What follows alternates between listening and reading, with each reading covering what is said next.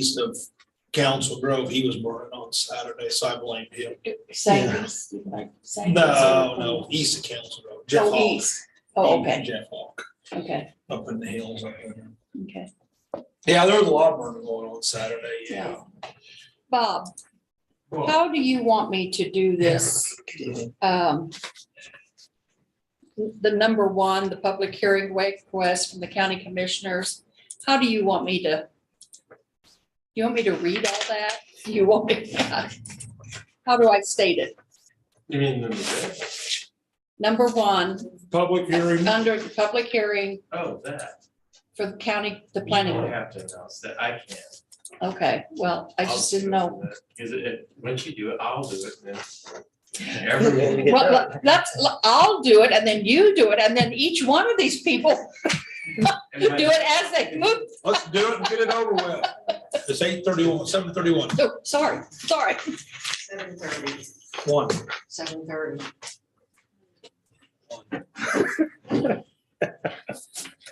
Don't argue, please. She's the one that runs it. That was fast. I got the same thing. Okay, well, the meeting of the Riley County Planning Board and Board of Zoning Appeals, please come to order. The first thing we have is public comments, and since we have no public, unless Amanda would like to make something, some comment. So we'll move on to the consent agenda and consider the minutes of February 14th meeting and the reports of fees for February and March, which there were several. Any questions or? Already loaded. John, I was going to ask you, the Schultz Family Real Estate LLC, Yes, the farm up there. it's Schultz Family LLC. It's Dr. Ray Schultz that owns Valley Vet. that married stuff. Oh, okay. Why is that? Well, I just noticed that they were ag exempt, that they didn't pay. Yeah, he's got he's got farm ground. I mean, he's got guys Yeah, that farm okay. his farm ground. He's got guys that put his use his pasture and stuff. So, yeah, I mean, he's a legit deal. Okay, Yeah, I it's just all wasn't sure. underneath, it's all underneath Schultz family farm. okay. Any other questions? Do I hear a motion that we approve? I move we approve the consent agenda and the fees for February and March. I'll second. All in favor, say aye. Aye. Post same sign. I wasn't here last meeting. I was, well, I vote on the minutes or not. Oh, You can. You're here tonight. I was gonna say, you're here tonight, you can vote. I mean, you read the minutes, right? Oh, yeah, but I wasn't here to know if it was right or Oh, not. I hate to vote on minutes I never participated in. oh, okay, well, so, If we did, I'll vote if I okay, need to. 4-0 then. So, all right, moving on. There is no business for the Riley County Board of Zoning Appeals. So do I hear motion that we that we reconvene as the board of the planning board from the Board of Zoning Appeals and the Planning Board? I'll go ahead and move that. I'll second. Okay, it's been moved and seconded that we adjourn as the Riley County Planning Board and Board of Zoning Appeals and reconvene as the Riley County Planning Board. The first item of business is a public hearing at the request of the county commissioners in Riley County with several sections and articles for us to consider, which Bob will take care of for us.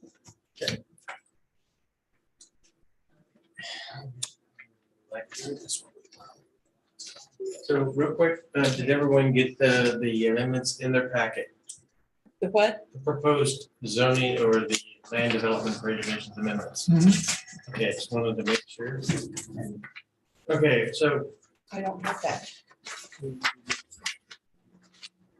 Is it not in your group? Kind of hidden. Right there it is. Oh, It's under the. no, I did read that. You did. Never mind. I read that. Yes, sorry. okay, that's fine. It scared me for a minute. Okay, so a little background. On December 6th of last year, the Board of County Commissioners adopted the land development regulations for Riley County, Kansas as titled. the document became effective first of this year. And as soon as it went effective and we were starting to use it, we discovered a few little bumps that we were unable to remedy administratively. So we had to bring it back to the board for discussion, a few proposed amendments to the LDR. This board, we brought the discussion up to this board February 14th on Valentine's Day, and then followed up with the Manhattan Urban Area Planning Board on February 21st. The amendments were also brought before the Board of County Commissioners on March 3rd for discussion. And we were trying to get the feedback as to the feel of those amendments, if they made sense. And there wouldn't be any surprise when we brought it before the boards for public hearing. So a week ago this evening, the public hearing was held at the Manhattan Urban Area Planning Board. And they went through the amendments and approved the amendments 5-0. Now, there were some changes since the discussion. I want to bring those specific changes to this board this evening. So, without further ado, the first thing we noticed, and I think that everyone agreed on this, that there was some confusion as to the actual title of the document. And so it started off with land development regulations for Riley County, Kansas, and that is shown in section 1.1. And the proposal is to change that to have the jurisdiction preface the document. So the jurisdiction being Riley County and the document being land development regulations, we simply call it Riley County Land Development Regulations. Keep nice and straightforward. And it's similar to other types of documents that share that same context, such as the Manhattan Urban Area Planning Board or Manhattan Urban Area Subdivision Regulations, Manhattan Development Code, Riley County Subdivision Regulations, and so on. And so it keeps it simple. And to go a step further, it was referenced as proposed 2 other times in the document already. So we would like to change the official name to Riley County Land Development Regulations and drop the for Riley County, Kansas. And this is kind of, I don't have the right PowerPoint. No, Are we on the Y-Drive? no. I'll just go with this then. No, maybe I do. Yeah, I do. Move this out of the way. Can I do this? Yeah. Okay, so we also redesigned the cover, and this is kind of what it would look like.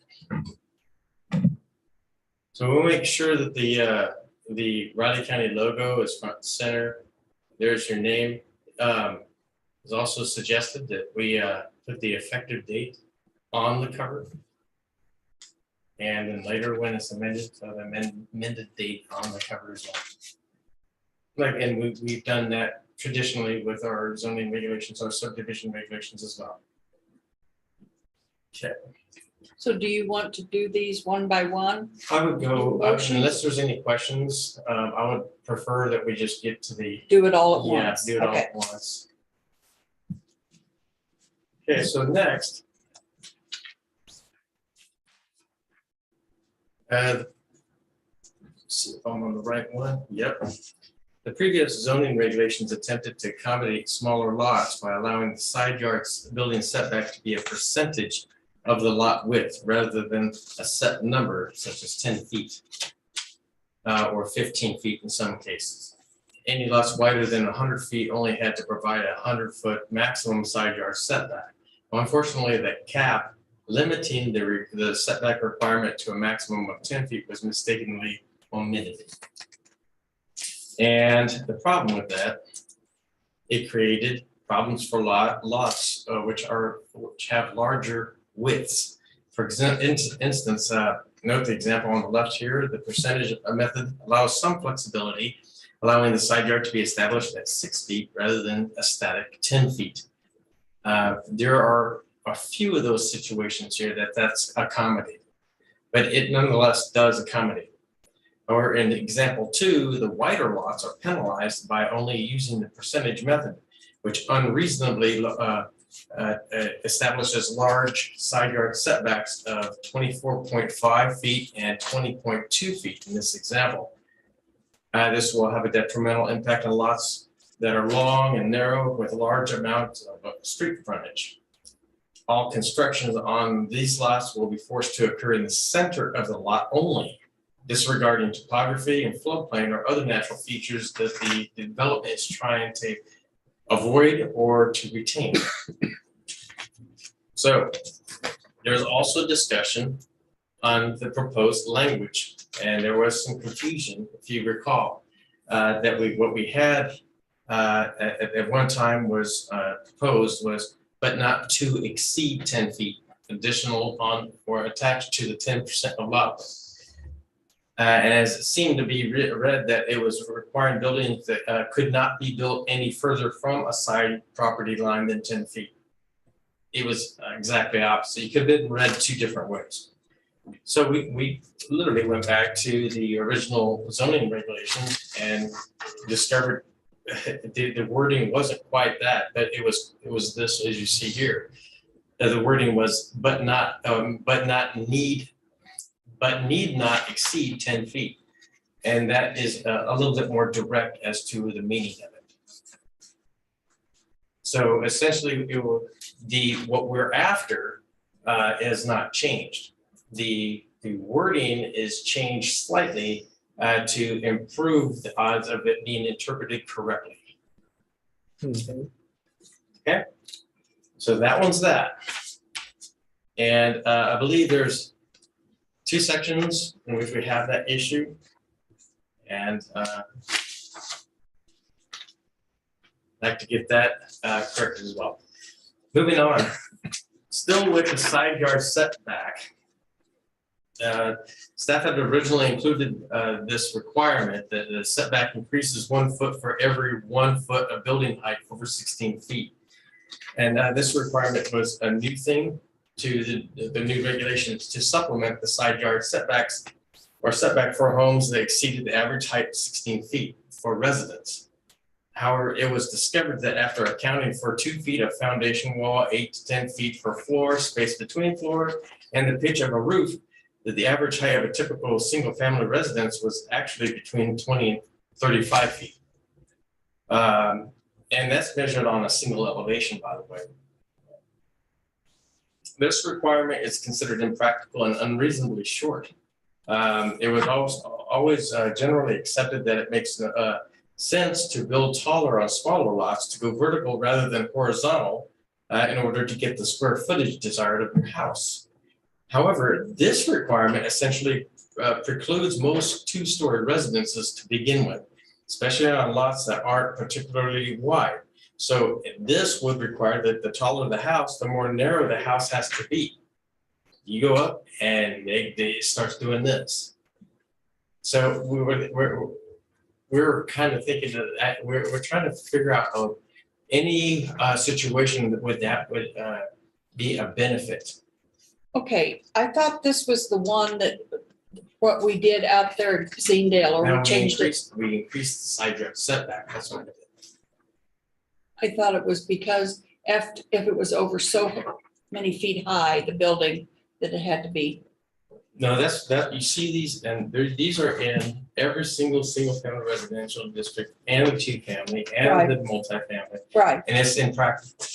And so instead of this, we increased the amount from 10 feet to 15 feet for side yard setback. okay.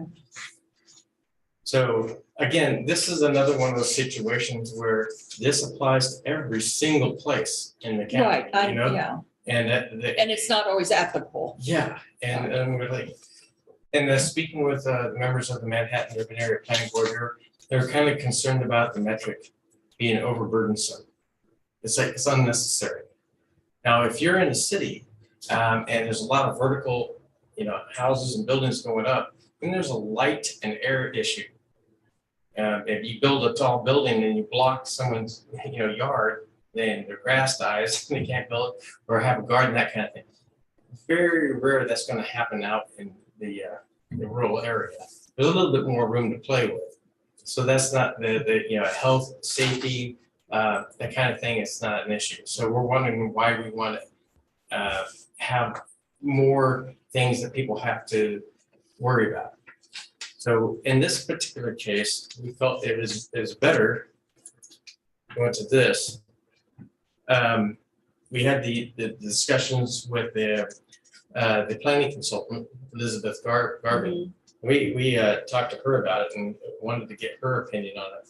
And it was recommended by her to delete the standard and allow the maximum height of the zoning district plus the established side yard setback of whatever the district is to have those standards controlled and developed. Both planning boards and the Board of County Commissioners, as well as staff, recommended the deletion of this note. So that's being regulated somewhere else, how tall buildings can be or how Yes. far? Okay. It's already in there. So in most of the single family residential districts, the maximum height is 35 feet. And that is from ground to tip of the peak of the roof. That's fairly short when you think about it. A lot of the older farmhouses are quite a bit taller than that. But Well, yeah.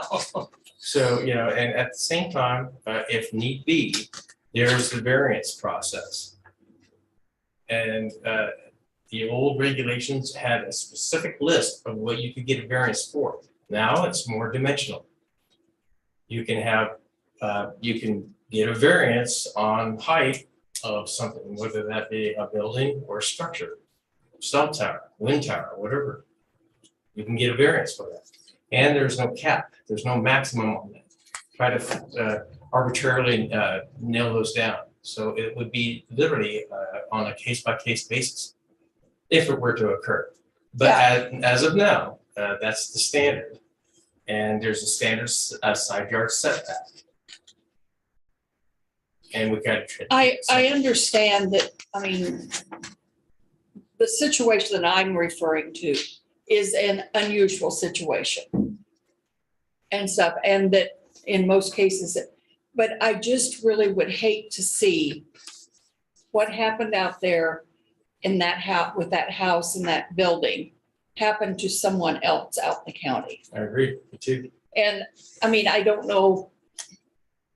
I don't feel that we have any regulations that keep that from happening yet, even. We have some stuff. And that has outdoor lighting, which we didn't have before. Right, That's gonna help. but it's still, that building is just right there. Yeah. And that's just a matter of scale and proximity, that's it. And if it was a barn, they would have the right to do that.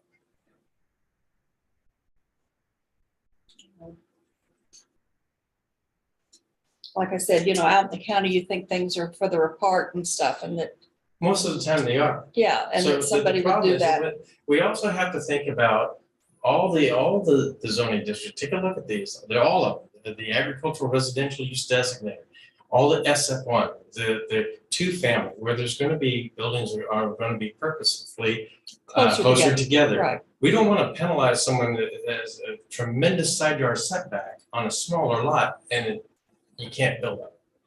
If the only thing you can build is a 4x4 building and 20 feet in the air. right, yeah. It's No, not fair. I understand, It's just, I just really wish there was some way that you can Building have codes something in. help, by the way, building codes help. Okay.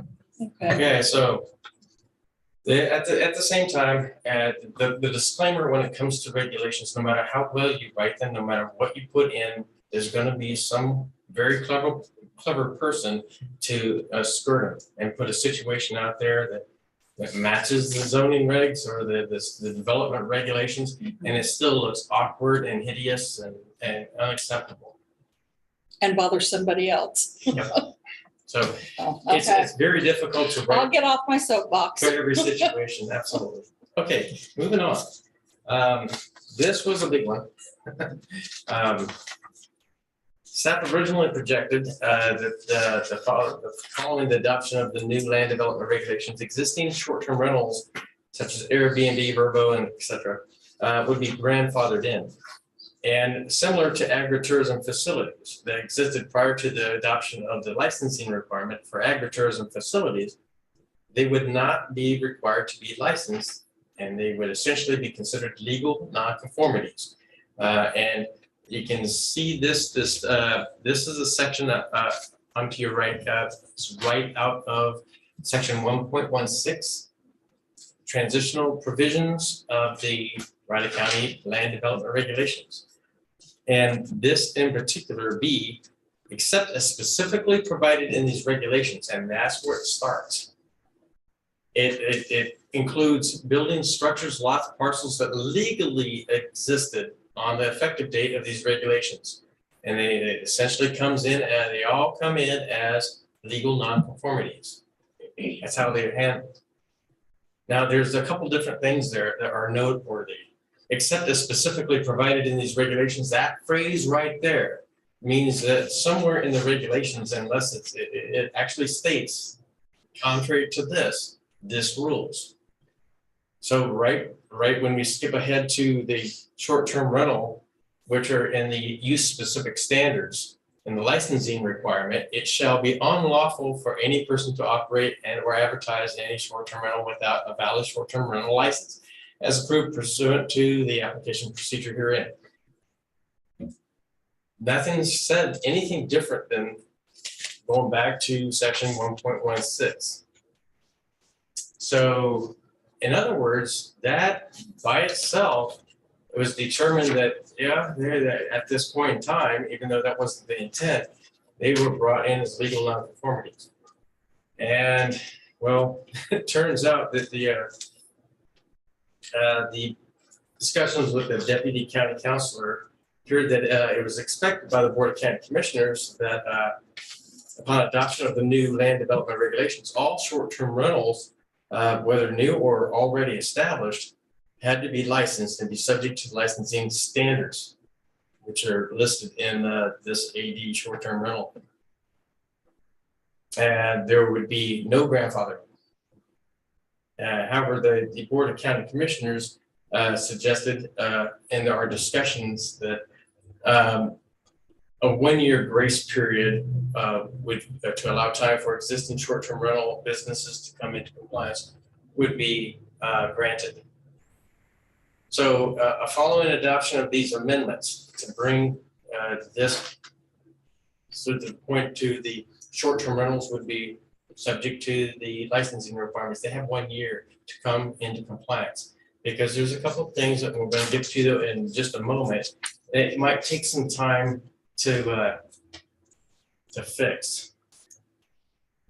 So I included the pros and cons of that for discussion. We can get past that. Okay. And yeah. Okay, so the first thing with for the short-term rentals we need to do is add the effective date. So where it says unless otherwise stated in or except as specifically provided in these regulations, well, we're going to create that exception right here by entering the date, and that's the date of the amendment. So at that point, all short-term rentals will be subject to a licensing. That's it. Question. Yeah. In one place in my packet that I've got, it's got the words and or advertise crossed out. And Yeah, one place this it is the doesn't. show. There's 2 shows. I don't get that. I meant to have that as well. I'm glad you caught that, Joe. And one of the things that we wanted to eliminate was the words that we're going to add this in and then strike out or advertise. Okay, And or advertise. I don't think we have the enforcement power to tell people what they can and cannot advertise.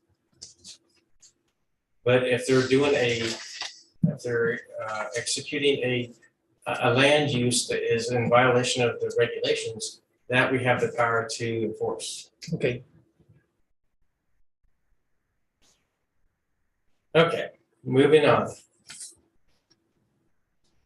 So what, on that list of licensing requirements for short-term rentals, all the way down to letter K, this is kind of a loaded one.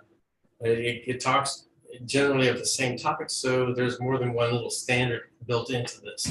The last standard of this was a room shall not be used as a bedroom unless it has a window. Okay, so we got to thinking about that, and the window could be an unopenable window. It could be a porthole. It could be a skylight. And, you know, and no matter how we're asking ourselves, what's the difference? If people were to come in and say, okay, why do I need that? Why does it need to have a window? Just any window? And our you know, through discussions, I think it was more of a safety thing. Well, okay, with that then, are there structures that have windows that are you cannot get in and out of? Answer is yeah. And so if we're talking about safety, then we're going to have a standard that reflects that. So, and although Riley County does not have building codes, certain uses or circumstances may require additional standards to address potential concerns for public health, safety, and welfare. Purpose of the short-term rentals, the land development regulations require the room not be used as a bedroom unless it has a window, as mentioned. The Riley County Planning Board suggested the requirements listed in the land development regulations be more consistent with the safety standards of the International Residential Code. And that was Rita's talk. Remember, we had some, I don't know if we can get to here. Now, we had some suggestions that the language be consistent with the sanitary code. And we felt that wasn't quite accurate enough to substantiate the proposal. Because the reason why that there's a standard for window or bedroom, or what counts as a bedroom is that's what they use. The number of bedrooms is the standard they use to calculate the size of the system, the septic system. And that's not what we're getting at here. So I work with city staff, codes and stuff like that, and they were able to direct me to where Rita was actually talking about. And specifically, so I wanted to know what they were using, because I know not too long ago, they had to do the same thing with their rentals, not just short-term rentals, but if you're renting a basement apartment, then it had to meet these standards. And again, there was a grace period for them and to come into compliance or no longer have that as an apartment. So there was two standards, and you can kind of see in this wording here that's being proposed. There's those structures or residential structures that were built before an effective date of the regulations to account for some of the older properties, and then the stuff is clearly after that, they have to meet the new standards. And there's some slight differences in the size of the windows, because to accommodate construction, the older homes, and quite a few of those that the short-term rentals are going to be out at the lake. There's some sort of attraction. There's a draw, if you will, and they're not going to be brand new houses, and they're not going to be built to the brand new standards. So I know there's quite a bit here. If you got a chance, I don't want to read this out to you. If you have any questions on that, one of the things that we had to make clear in this is not just the size of the opening, but if again, if there happens to be a window well, because it's subterranean, the window well has to be a certain size. And I really like how they have it here, that they might have a 5.7 square feet or something like that. But they also list the minimum width and minimum depth. So if someone can't just go in there and say, okay, it's going to be this by this. You know, so I think it works out in that regard. And they also, it has to have a clearance. So if windows open outward, that they can open up all the way. Not just up and down or side to side, but open outward. Also, if there is the other thing I like about this is there's The windows might be up on a wall, higher up. They're not just your standard like you see these here. And they have to have, the windowsill has to have if it's above a certain height, they have to have stairs or ladder, permanent ladder to get out. That's built in. If there are window wells, there have to be window well covers or guards. They must be provided to, to safeguard against falls into that window well. Keeps kids from falling in, animals and this and that. So this is quite a bit more than just, the replacement language for has a window. As we're covering the base of safety and welfare as far as the use of a home as somewhat of a commercial hotel, if you will. It's a step beyond the common use of the property as a house. Again, this was brought up before the Manhattan Urban Area Planning Board. And they agreed that our where we were going with it was consistent with what the city has. And I don't think there's really any reason why we need to stray away from it. I actually asked the city employee, I said, why don't we just start with the new? And he said, I do not recommend that. Because there's going to be quite a few houses that do not meet that standard. There's new houses that are built today that doesn't meet that standard. So they have that accommodation, if you will, through this mechanism. And this is going to be, in many cases, too extreme to meet. And that's just the way it goes. How will people find out about these new regulations when they are building?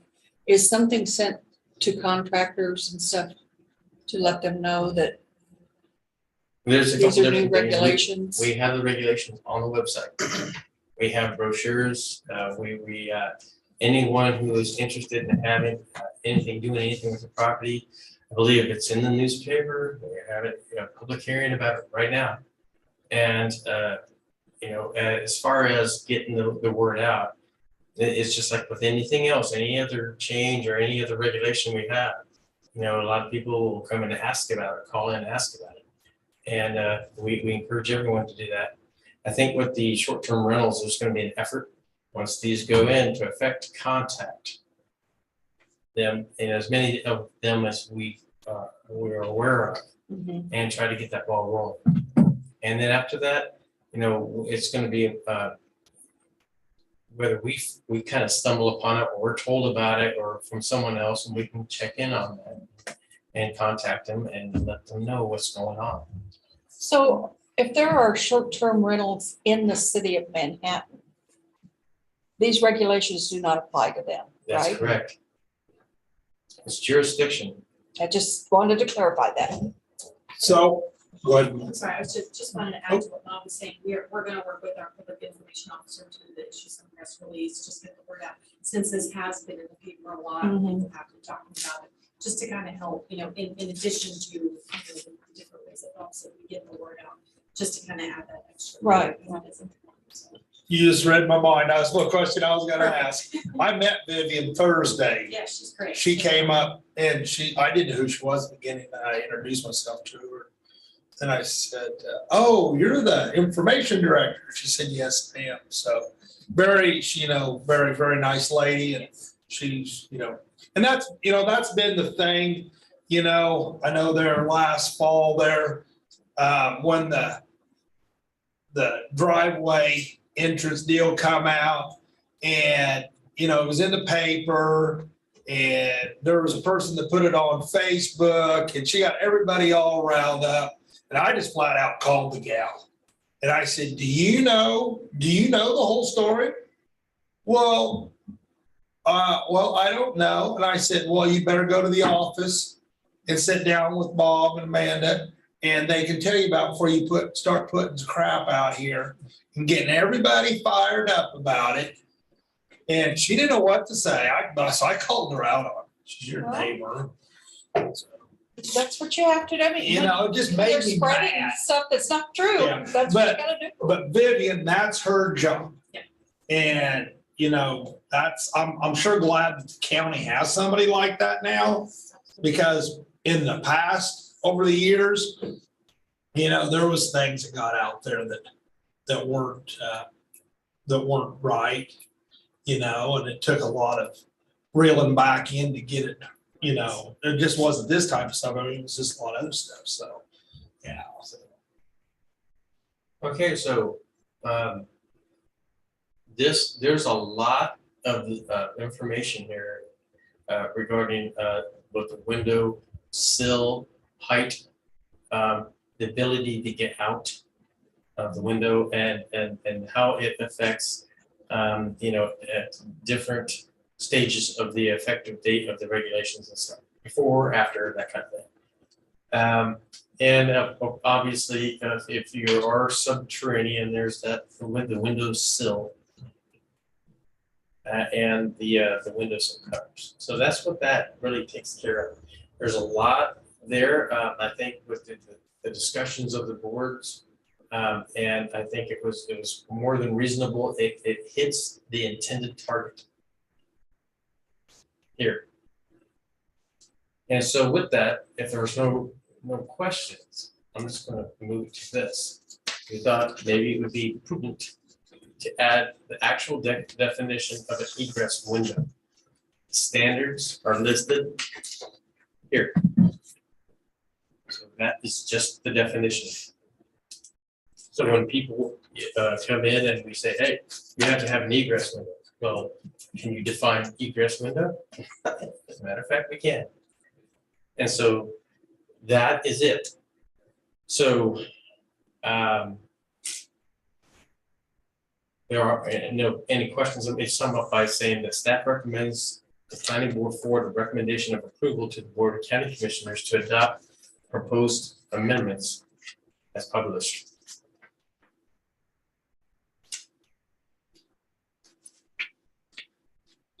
Okay, so we can just do them all as all the amendments that Bob has just gone over. Do I hear a motion as to whether we forward those on with approval or?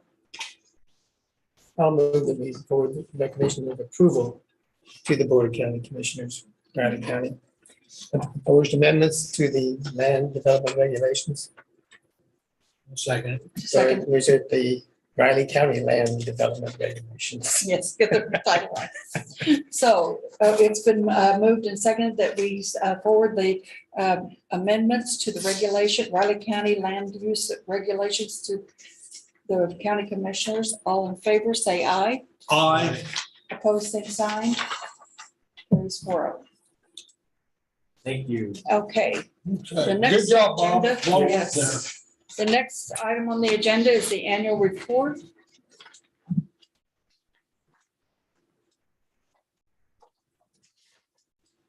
Lot of information. Yes. So, I was gonna say, y'all were busy in 21. Yeah. Well, we were all sitting at home.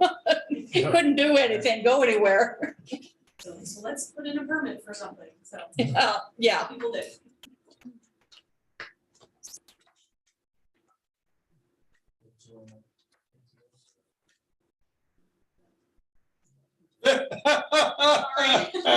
yes, ma'am. I would like to make one comment after these were mailed out. I corrected the year to 2021. It should be 2022.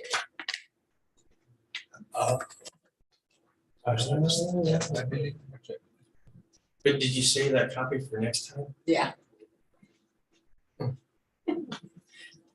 Okay, That's all right. We'll look at so I know everyone's been busy, and including us actually, and that's why the annual report, it takes April to get all taken care of. It turns out we were looking at getting a new software for our office.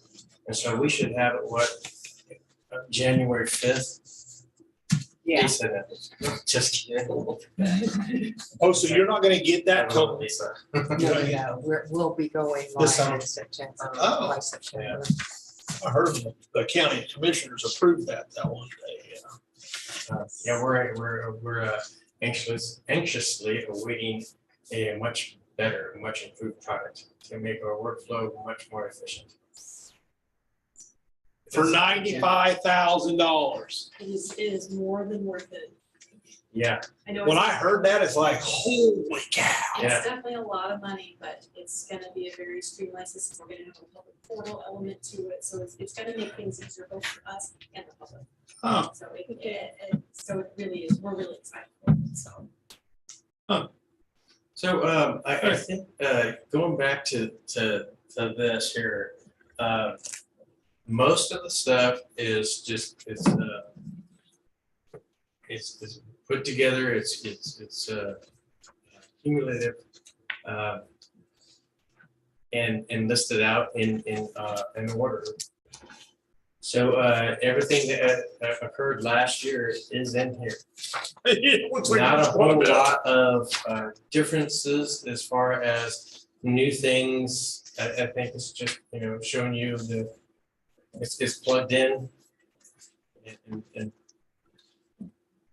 so unless you have any specific questions on any of the material, I mean, one of the things we have to take a look at, probably bring your attention to, so I get it right.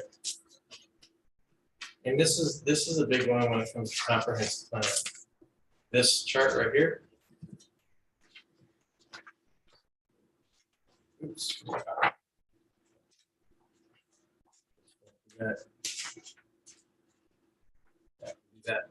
So what we're looking at is how much development has occurred within the inside growth areas as opposed to outside growth areas. And by looking at that, it looks, wow, look at all the stuff happening outside of growth areas. Is the comprehensive plan working?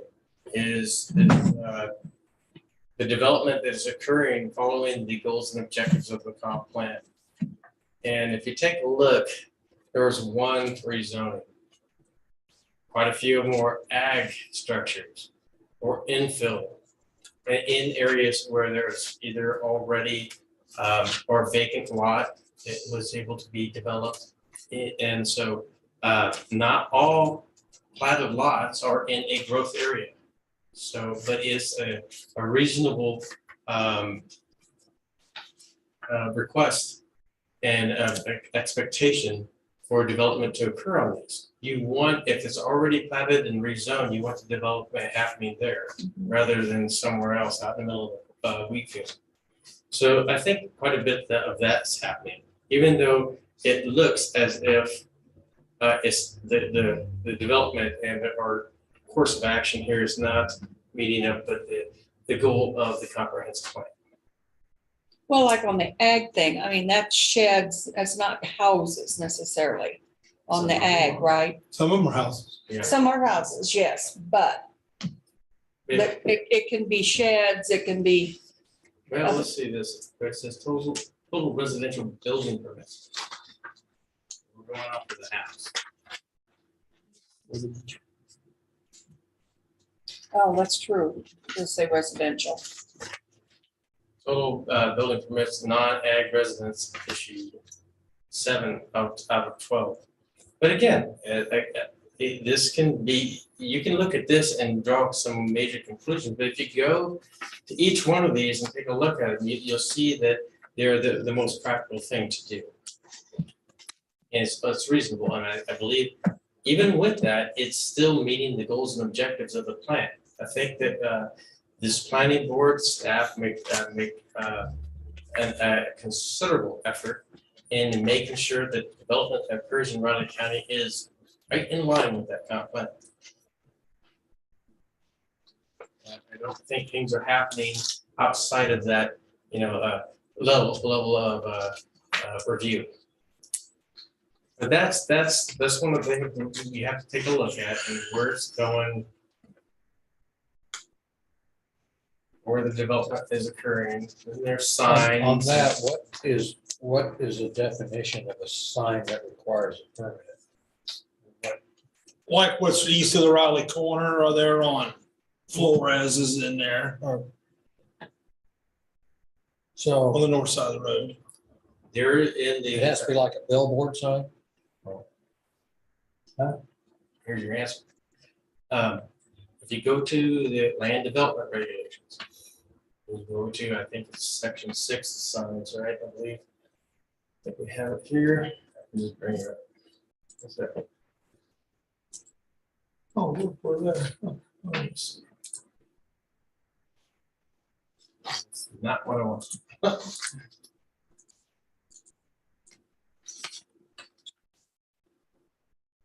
Oh, if we go to their website, quick tutorial on how to get around. I'm gonna get rid of that. Here we go. So go to government. It's a drop down menu, just like this. We go down to planning and development. Click on that. It takes you to this page.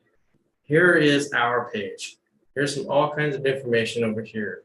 So we just had this discussion about this little, right? Disregard this arrow here. We're going to try to remove that. You just click on regulations. And right here is going to be everything that we really need to be looking at. Riley County land development regulations, driveway standards, even the stuff that is within the Manhattan urban area. We have to, our department has to be concerned about this development out of the Manhattan Development Code, those articles. So we go in here, click this. It's going to open up the PDF. And this is one of those readers I'm not too happy with, but see what I can make happen here. I believe it's in Article 6. And so signed, all these right here are hyperlinks. So you can click here and it'll take you right to it. Kind of neat. Anything you see in the blue font, let's see if I can find one here. This would be the one that doesn't have any. There's one. See that? That's a hyperlink. It will take you to that, whatever it refers to. And these will take you back to where you just left. That little button right there. It's kind of neat. So you can go back and forth just to read something, come back. There's other things that could be done. We thought it'd be better to do it this way than to hover and have a big old box pop up with an explanation that gets you in your way. So as you're trying to go across through the document. So in this one, this is your answer right here. I'm going to see about getting this a little bit more. And we discussed this a while back, our representative. So I know it's not real big. Let's see if I can just a little bit. Instead of signs that require permits, we I think wanted to list the ones that don't require permits. The short list is shorter. So that's what you have. Those are the types of signs that do not require permit. And you can read through these and So what is an interpretive sign? okay, see if we can do this.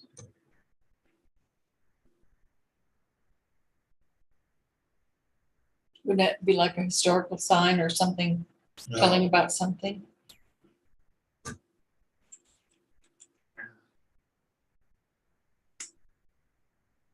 It's down to the work.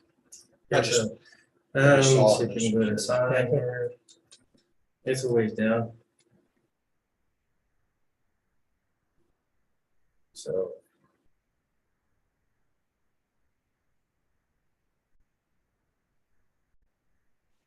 Let's see if it's defined here.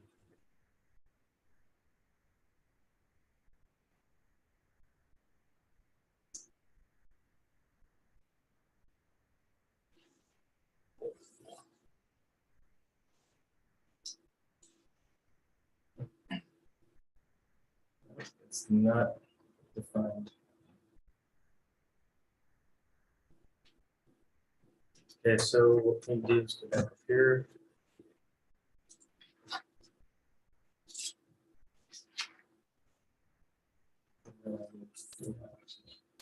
Maybe check faster.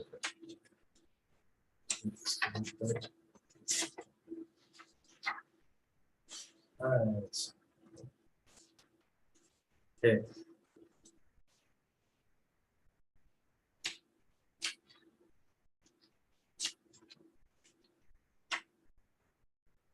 Sign permit required. Signs exempt.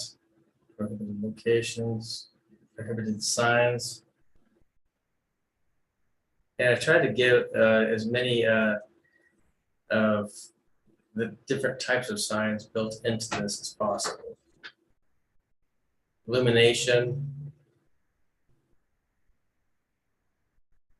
Interest signs, agricultural signs, warning signs, banner signs, billboards, canopy signs, by the way. Freestanding canopy signs, marquee. Does those look familiar? Okay, monument sign, those are usually on the ground, pole signs. Projected light signs, projected sign, roof sign, suspended sign. So are those examples of signs that do have to have permits? Or Yeah, for the most part, yes. Again, you go up and you read through that list. I'm a little surprised we don't have that defined. So, Excuse me. now, those are the type of signs like how they're displayed. So a monument sign on a pole sign, but you can have government sign that's on a pole. That is exempt. So moving billboards, that's those ones that are on the side of a truck, driving around town. Flags, emblems, non-commercial purposes. Government signs, we know, we've seen those, usually the brown, the park signs and that kind of thing, those are exempt. They don't need a permit. But anybody can hang anything on the fence if they wanted to, basically, because it doesn't fit a certain size. Well, not necessarily.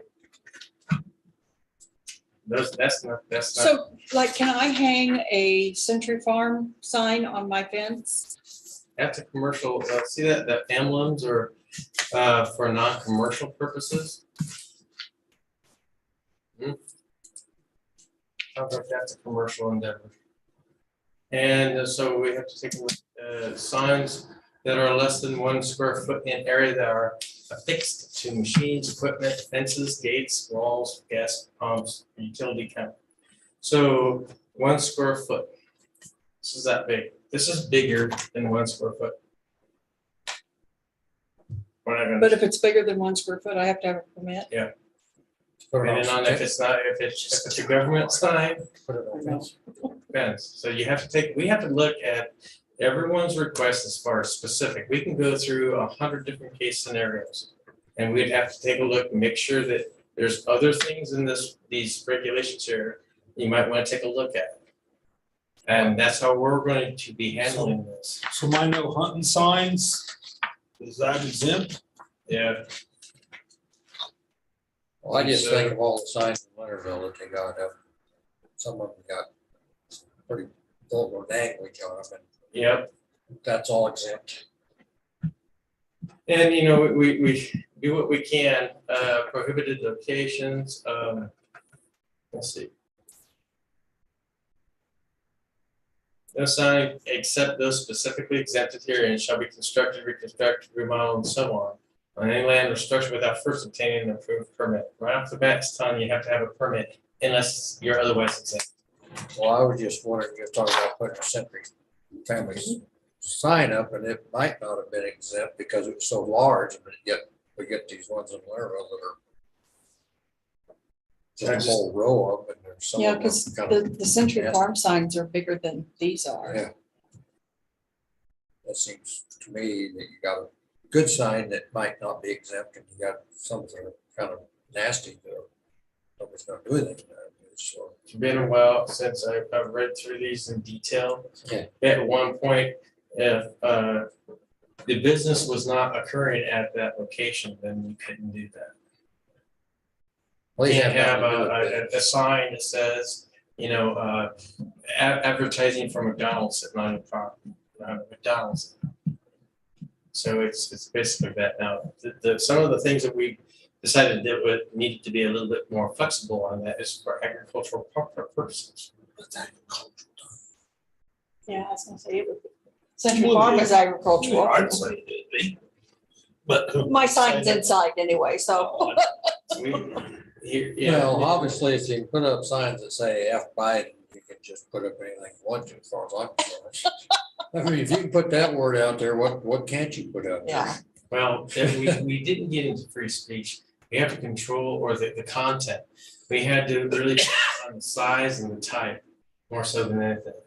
And whether it's a commercial thing or not. And that's really what we had to go with.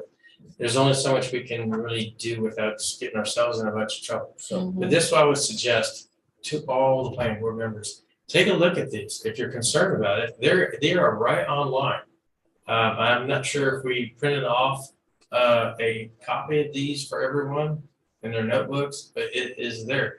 We're gonna have if all goes well, these will be amended and a new one will be made, a new set of regulations. But I don't think at this point in time we're messing with the signs portion.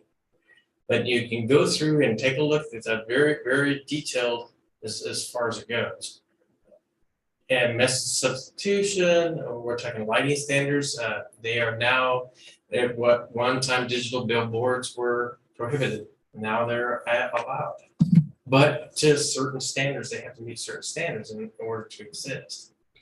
So The billboard signs and stuff, like the ones going towards Northern County, the condition of the poles and stuff, I mean, they're supposed to be a certain color, and some of them aren't because we changed the regulations and but there's some of them that are getting really bad condition yeah. and stuff. Who takes care of that? Enforcing that? Yeah, again, I'd have to go and see what we kept in the last regulations and what's in there now. It's been a while, to be honest. And you take a look at this, you can answer a lot of those same questions you're asking. Take a look at this. Okay, well, this would just be, I mean, As far as enforcement, well. yeah, enforcement is all it is. Well, start with, I want to make sure that we are enforcing that. That we did at one time, that the poles and the sign have to be kept in good condition. And I believe that even the painting mechanism, the palette had to be a certain color scheme. Getting a bright purple, a bright paint, whatever, orange, whatever. So it's I'm taking a look down here to see what I can find, but I don't know if we brought those standards over. I'm pretty sure we did. I know that we stated that there was a certain Yes, color there that the is. poles were supposed to be and stuff. And there were some new poles put up there and they are the right color. But there's some older ones that are, about for Stevens. Yeah, that's what I was talking about earlier, Yeah, there's Yeah. one big, Yeah. great big pole there Yeah. that was white and it's getting in really bad condition. Well, Well, I would say that'd be the sign company's gonna take care of that. Okay, there we go. But do we have to say, you need to, That's kind of regulate things a little bit closer. And maintenance. what I don't like about their signs, they light them at night, the lights are You in don't have between the to two memorize signs, it. so the light shines on the people driving. That's too bad. they're not supposed to do that. There is. Too I bad know they that can't there's- shield that so the light just shines on the side rather than shining up the highway. I mean, it doesn't shine. But it's, I thought there was stuff in the regulations that stated that, Illumination. yeah, under the Yeah, illumination. there that- is. There is. And It here's, shouldn't be that. as far as, just move off of that. There we go. Maintenance. All signs, whether new or existing, shall be kept adequately painted and in good structural repair at all times. The area under and adjacent to a post-mounted sign shall be kept neatly mowed and otherwise maintained. Customary maintenance shall not include structurally altering a sign so as to enlarge it, to extend the area or height. Not compliance with these regulations or these requirements shall be cause for the department to order the sign removed after 15 days. Now, I believe there's some other things in here. I just don't have that available at my disposal. Yeah, no, I'm telling you where to find it.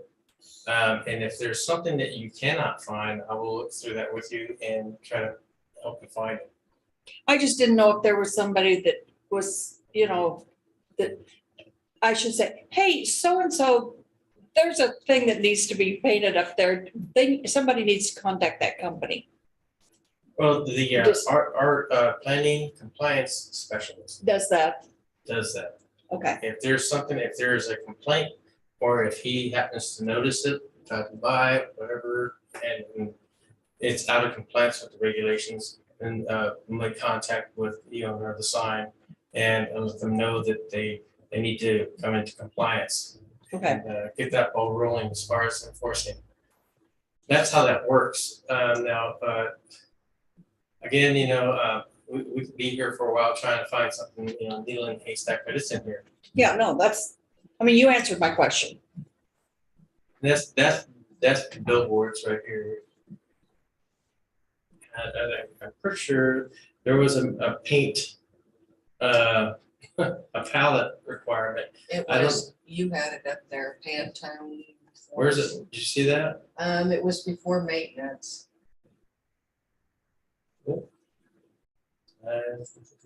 Facebook, space and There's lighting. lighting. So there's that illumination thing you were talking about. Lighting for billboards shall be constructed so the illumination is directed upward. Well, it So, might be lit upward, but it still shines out Yeah. towards the highway. I just thought, Well, they had that and- light up so it shine. It may be that in winds or something There it that is, Bob. it's gotten moved or No, something. It was that way from the start. Oh, What is about So, the here. placement and spacing? there we go. Yep, there it is. Thank you, Lisa. Appreciate that. So there it is. I knew it was in. It's just a matter of finding it. So that's one standard, of quite a few, depending on what's going on. And if you look through there, you get better understanding from reading it from top to bottom. Not the entire document, but at least this article, as far as the signs themselves, a better understanding of what we're trying to get at. Again, I agree with Nathan, it's it's not the most pleasant thing to look at is some vulgarity. Yeah. And we do not recommend that, we do not encourage it. But if it happens, we can't You can't stop really it. do much about it. Nope. That freedom of speech thing. And so, You can basically, what you're telling me is you can put any sign out there you basically want to, and call it freedom of speech, you can't do anything about it. as far as the content, yes. Size, type sign, that's right up our alley. You'll have to get a permit for it, but yeah. And unfortunately, There's So- early case law that came down a few years ago that said we cannot. But you had something, you said it couldn't be over a certain size. yes, Could you say those signs are too big? maybe without a permit and all this other stuff. But at the same time, if there's a possibility that they're falling under the exempt signs. Now, there's your types. I'm gonna do this. Bring it down in this. There. Bring it back to signs. It just seems like we can regulate everything unless somebody claims free speech and then it just all goes away. Yeah, and unfortunately, So if I put up a big sign and you don't like it, I just say, well, that advertisement's my free speech. well, not necessarily. We can Yeah. actually go by content and tell if it's a difference between a commercial sign or something else.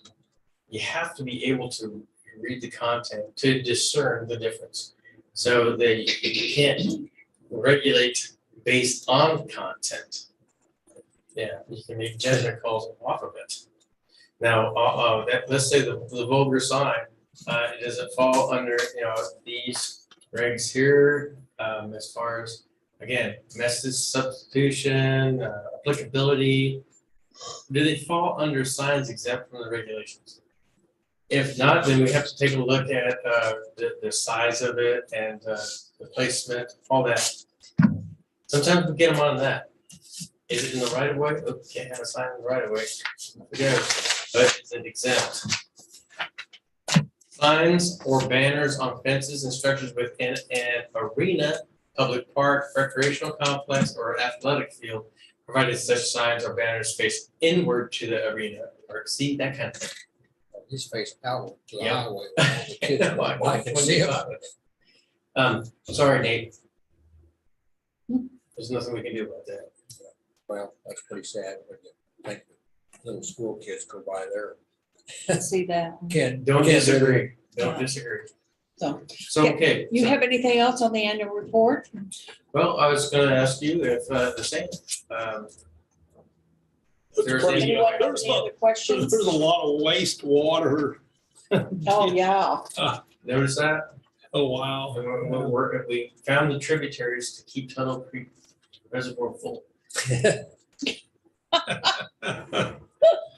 Okay. Lots of interesting, I mean, it's, like you said, everything is, a lot of that's what's been brought before the board here, or, like the wastewater stuff that Perry does, and it's everything that, Take a look at it, it's clear that a lot of the stuff that doesn't come before the board is actually happening in the department, shows the department does a lot more than what you see. Oh, yeah. Yeah. And there was one deal on there, it was MU, it was a Manhattan urban area. And I was looking at that underneath an ag exemption deal, and it's like, what is that? And then all of a sudden it hit me, and it's like, oh, that's Manhattan urban area planning. That's within their jurisdiction. Right. So if there's a, And but the Board of County Commissioners still has to approve them as well. Yeah. Yeah, because there was a number of them in there, and it said approved by the BOCC. well, just like this board, the residential use designator, planning board makes the call. Right. That doesn't go on to the Board of County Commissioners, but if there's a plat associated with it, it goes on to the Board of County Commissioners. If there's a recommendation from the planning board onto the governing body, they have to recommend to the Board of County Commissioners, not the city commission. It's a shared board, that's. So soil profiles, why are those done? What's that? Why are soil profiles done and come to your To office? determine the, whether a system will work. Oh, the because sewer It's systems, it's okay. a septic lateral type Okay. thing. See if it perks or Yeah, Yeah, that okay. filters out into it, or if it'll Okay. all just come to the top of Sit the at ground. top or flow all the way down really fast, To fast to Yeah, the right okay, soil. okay. Treat them. I wasn't connecting those two things, so. So like that last one there, that parcel number, that's something new that's coming up that hasn't had an address put to it yet. Well, no, every parcel well, I guess in this particular case, if there's not an address already, yeah, parcel number would be used. That's usually they do all of this before they even apply for a building. Right, but So at this point, they don't have an address yet. Okay, so I mean, if there's anything else, I mean, we don't have to go through this document, but if you take your time, take a look at it, if there's any questions, we can, you can call us or bring them up next time if you want. If you're happy with the report, I'm happy with it. Do you need us to make a motion on it or no, just anything? really Nothing? Okay, second it. okay. So then, okay, moving on then, the comprehensive plan. Do we have anything we need to do with that tonight? We were going to, suggest, or develop a bit more of a presentation for it. But we thought maybe before we did that, to get any feedback, early feedback on the comprehensive plan through the executive summary on the planning board's opinion on how the plan is working or not working. If there's anything in particular. We wanted to start there. And I think Amanda, did you want to say something? Yeah, so I know, you folks have to do your annual review of the comp plan, just make sure, everything's kind of working, and the rules and policies are still met and whatnot. But then we're also going to be kind of embarking on an actual update to the plan, because it's Vision 2025, at this point it was adopted in 2009. Lots of things have changed, of course, that's just the nature of over a decade. So we are going to be, again, we've done a little bit more of a major update like we've done before. Next month, we will have kind of a presentation, just to kind of do a little bit of a kickoff, what we're thinking, what we need to do, why we're doing it, that kind of stuff. And then we'll really kind of get into the meat, not necessarily at that meeting, but we'll start to get into the meat of what we need to do with it. If there's changes we want to make, if there's some expansion we want to make, that's more what we're envisioning. We have a good document, but of course things need to be updated, things need to be expanded on, things probably need to be introduced that, again, have come about in the last 15 years. So again, we'll talk more about that next month with the presentation. So, Well, that's where we are with that. On a side note, we can talk more as far as what we need to do as part of the process of updating the plan itself, but we still have to do the actual review and finish that. That goes to the Board of County Commissioners. Okay. And we would like to try to get as much of that kind of integrated, I should say. And so when we do make that recommendation to the Board of County Commissioners, they can see that we're looking at starting the update to the plan. This is the reasons why. So instead of going, that looks good to us, and giving it to them, that's it. They probably want to see a little bit more. And I think we want to give them a little bit more. But so, in other words, we got to get the annual review done about, no later than probably July. But that's just the start of the longer process of actually updating the plan itself. Okay. Makes sense? So the board members, is there anything that you see in the comprehensive plan or anything you have any concerns about or anything? I mean, my point of view is that everything that I've seen, it's working pretty well. I mean, like we wanted it to and stuff. So is there something that you all think that we should be looking at and considering a different way to do it or something? I don't want to, provide any kind of preconceived notions or try to chum the waters on this. I really want to get your unbiased opinion. Well, it's just like, Bob, when we did the Vision 2025, there were discussions and stuff and things that, made us start thinking about things. Yeah. Do you have some things like that you could, some areas that you want us to think about or something? yeah, so that's definitely something, we can start talking, you folks can of course be thinking about, we can start talking about next month when we do a presentation. I'm envisioning a little bit, maybe talking about some of the sections that we're gonna need to update and maybe Okay. expand, maybe adding new sections, things like that. So it'll definitely be discussions again amongst you folks and other stakeholders and whatnot to talk about, what maybe does need to change or be updated or be included, or Okay. it's just sort of see things being removed per se, just updated, but added to. Because, I mean, even though we're here and stuff, and we do look at this stuff every month, I mean, maybe we don't realize that, oh, this is, the way we do this is really changed and we need to go a different direction and stuff. Well, I don't know if we don't want to suggest that absolutely has to be.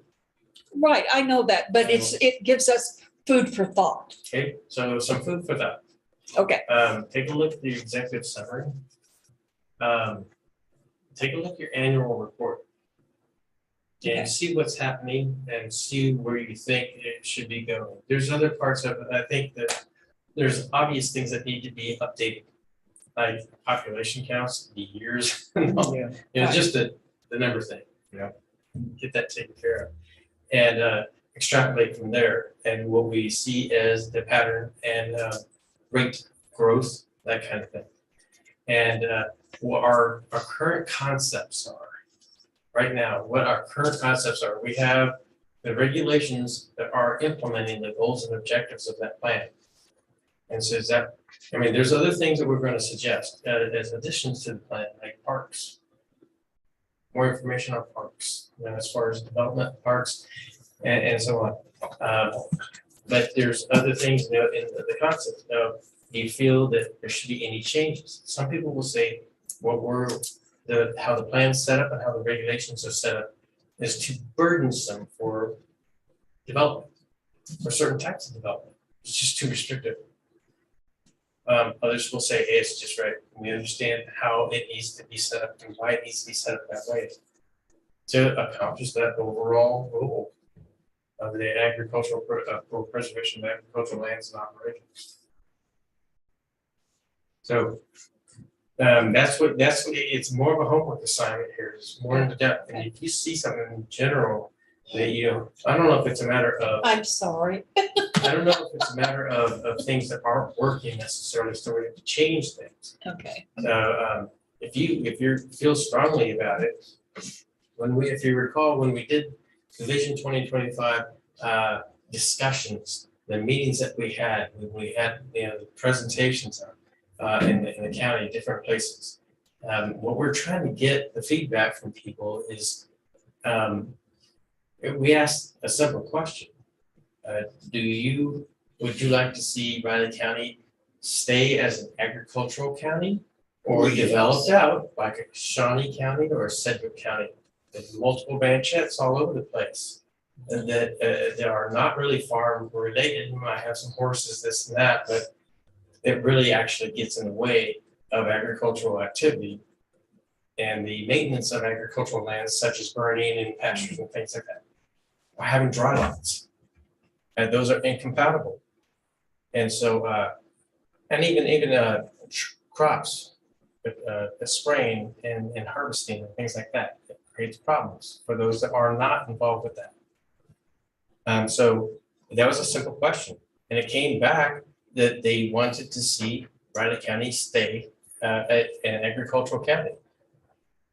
So that's how you start off. And it's the same thing goes with this plan. Is there something about the overall concept as you see it, do we need to change anything? I don't know. In my opinion, I think from seeing it before Vision 2025 and seeing it after Vision 2025, there's a considerable less conflict between rural and urban uses out in the county, period. There's some here and there, maybe, you know, but it used to be like someone had an 80-acre tract, they were going to divide it up into 4 20s and some off as home sites right in the middle of the highly productive agricultural lands. And that ruined it for a lot of people. It's one thing to have maybe a spot for development that makes sense, you know, and it's not for this agricultural or preservation of that property for that purpose is not emphasized like within the Manhattan urban area, even though it's being farmed right now at the airport, John Housley. So you start with the bigger picture and you kind of work down, see what you feel is working to accomplish that goal. Doesn't mean that has to be your goal. You don't have to keep that. You can say, hey, well, you know what? I think that this is nice and everything has done its job. I think what we might need to go into a different direction as far as Riley County. We might need to go in more of a commercial and industrial endeavor to allow things here and there. I'm just saying, that's totally up to you. That's how you see the bigger picture.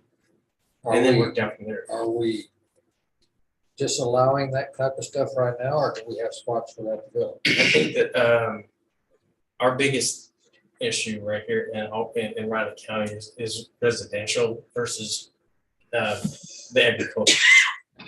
That's and there's Fort Riley to deal with too on that matter. But I think that there are areas that are better suited for commercial and industrial development than others.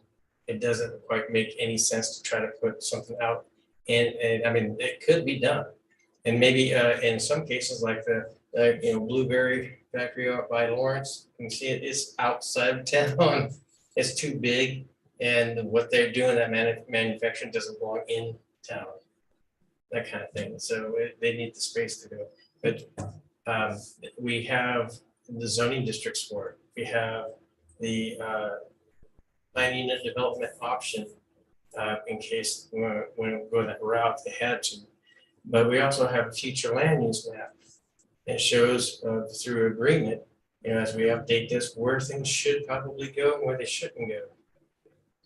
So in It's a Riley guide. County right now, where should industrial go?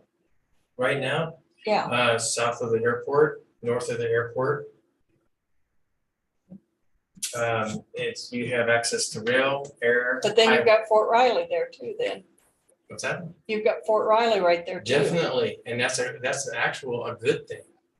Oh, okay. Yeah, you want commercial industrial stuff, the noisy stuff to be in a noisy area. Yeah, that's true. We're not keeping them awake. That's true. You shake my house So all it's, the it's, time. it's a good area to have that for more than one reason. county. So- There's again, you have agricultural county, there might be some spots here and there that make sense, but you've seen where there might be a remote location for like a convenience store that doesn't work out so well. I think we need one to throw out. Never mind. I do have a question. Out on 24 towards the Blue River, on the south side of the railroad tracks, between the river and the railroad tracks, where the sewer plant is and the power plant thing is, they are building some very large buildings out there. Yeah, What are those? the city's moving, I think there's storage of some vehicles for the maintenance road. That's in the shops, something like floodplain. that. Well, they had to still meet the floodplain regulations. That That doesn't mean they can't go there, but Ain't the county, that's the city. That's in Pot County. It's in Pot County too. Yeah. Pot County's got a lot of different regulations than what Raleigh County. Yeah, and that's out of our jurisdiction. Yeah. Mhm. And I'm not sure if that's, what the area you're talking about is actually in or outside the city limits. I don't know. Well, is McCall's in the city limit? What's that? Is McCall's McCall? in the Yeah. city limit? Those are probably in the city limits then too. Maybe. I don't know. if you're right. I don't know. I hadn't seen those before and I didn't know what it was. They're very I large. just heard that a few days ago, just, in passing, I'm like, so, because I saw them too, I'm like, what are those? Yeah, I did too. Here a week or so ago, I seen them. I was wondering what was going on too. So There was it's- some building of some sort for the city, so. Yes, it's something to do with public works and their storage of their stuff. Okay. And so, Well, is there anything else that needs to be brought up tonight? Besides German, I If moved I- to German. Okay. Second, I'll second. it's been moved and seconded that we adjourn. All in favor, say aye. Aye. 4-0, motion carried. Thank you for coming.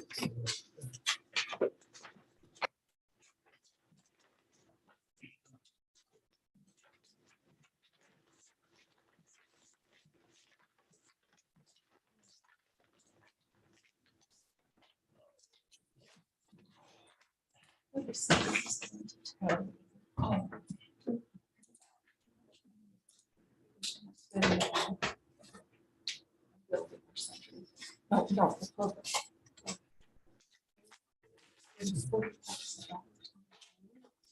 I want to know how, I want to get on that law board. Because that law board really That- isn't fair. That law board, That's- they spend I so know, much they money. do. They spend, They spend all their money and then the I next wanna year they get on that they board. just raise it another million. I want to get on that board. It's just. I don't know how to get on it. Not, don't take this wrong. Don't